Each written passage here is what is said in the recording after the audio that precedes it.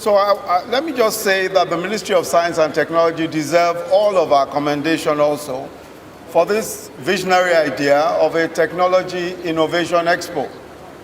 At home and abroad, Nigerians have always demonstrated remarkable ingenuity and inventiveness. And we know that with the right environment and policy support, there is no limit to how far Nigerians can go, especially with respect to innovation in science and technology.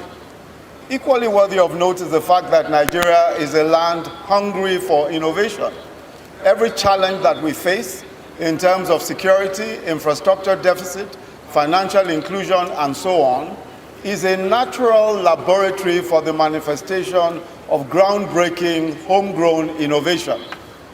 As part of our own efforts to create a nurturing environment for technology and innovation in Nigeria, President Buhari has approved a new National Science, Technology and Innovation Roadmap 2017 to 2030 for Nigeria. He has also approved the National Strategy for Competitiveness in Raw Materials and Product Development in Nigeria. It's our intention as a government to utilize this initiative to stimulate global competitiveness of our raw materials and support our ambitions for a diversified economy. In September 2016, the State House hosted the first Aso Villa Demo Day to showcase the innovation of emerging startups from around the country. Since then, the World Bank has supported a batch of those innovators with grants totaling about $3 million, the first tranche of which has already been disbursed. I'm pleased to note that the World Bank is committing an additional $3 million in funding for 6 technology hubs across Nigeria in our universities. The Aso Villa Demo Day, by the way, was a challenge for young people who were creating different types of startups, different types of technology innovation, and other types of innovation. And they were hosted at the villa. The president was there, and some may recall that Mark Zuckerberg, the founder of Facebook, was also there.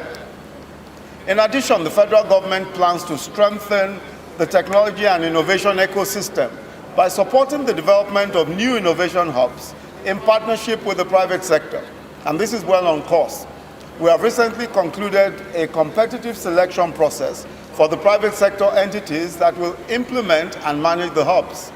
Each of these hubs will focus on solving the market challenges peculiar to the region of the country in which it is located. But perhaps more importantly, we are collaborating with the Bank of Industry, with the Civic Hub, which is a private hub, and other private sector entities to run a presidential technology innovation challenge in all Nigerian universities, public and private, and also some polytechnics in April of this year. Each university winner will be invited to an awards event hosted by Mr. President at the Villa. We are also setting up technology hubs in universities in the 6 geopolitical zones.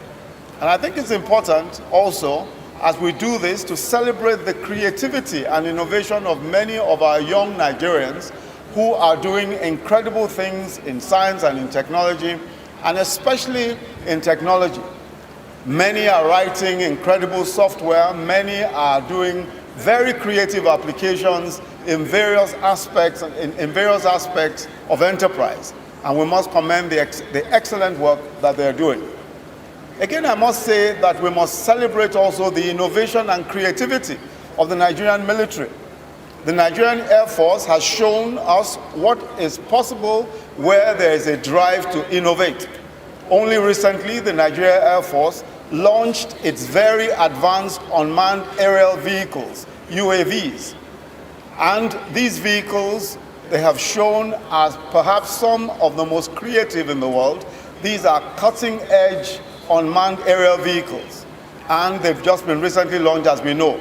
Before then, they had manufactured a revolutionary version of diaphragms that are used in fighter jets.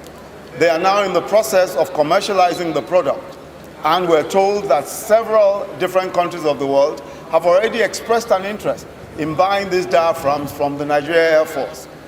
Military innovation is, of course, crucial.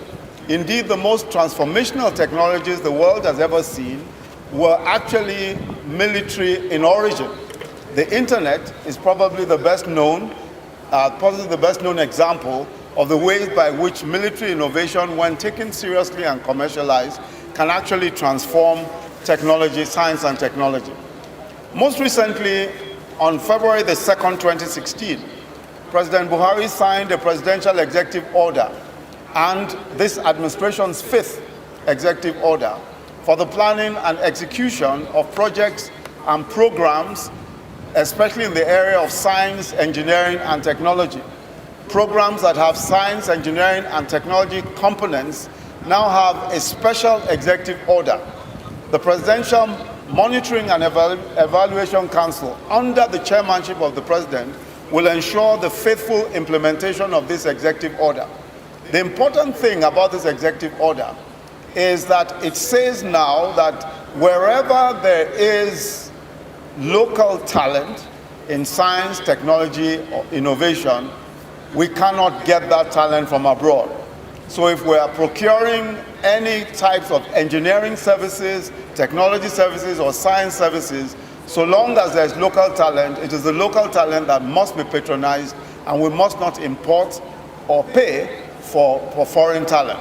That's the content of that executive order. And I wish to urge all ministries and departments and agencies to align with it and to ensure that the lofty intentions of that order are met. Science and technology, of course, are key instruments for the realization of the objectives of our National Economic Recovery and Growth Plan, 2017 to 2020. Our goal of moving Nigeria's economy away from a resource-based model to a knowledge-based model is one that we must take seriously, and the ERGP is a step in that direction. Innovation will create jobs, it will attract investment, it will boost exports, it will grow our economy.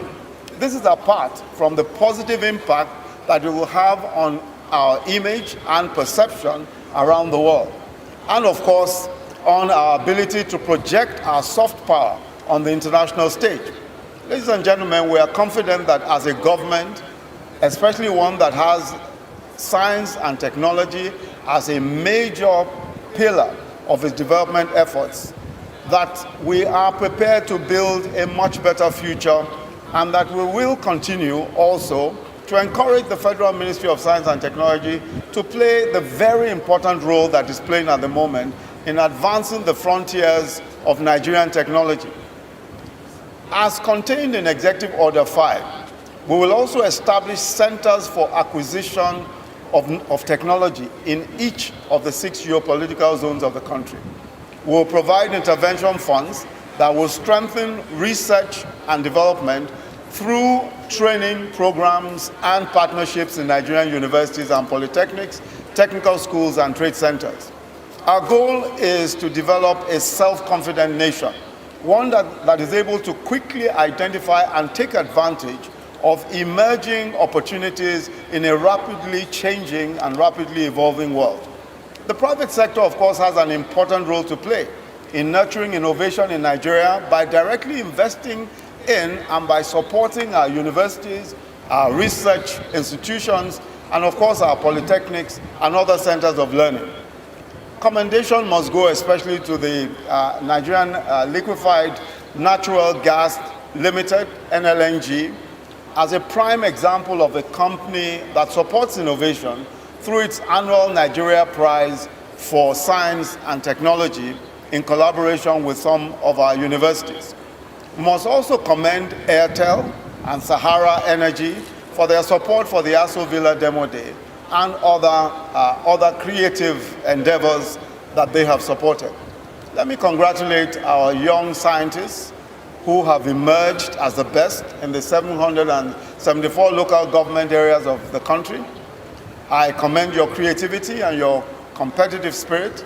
I'm pleased to announce that the candidates who emerged first, second, and third respectively in the final examination of the recently concluded Young Nigerian Scientists presidential competition have all been granted full scholarships up to the PhD level in any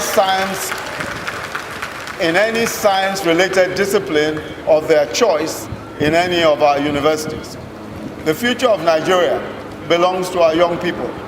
It is our duty as a government to create the enabling environment for them to not just to be nurtured, but also to grow to their fullest potential.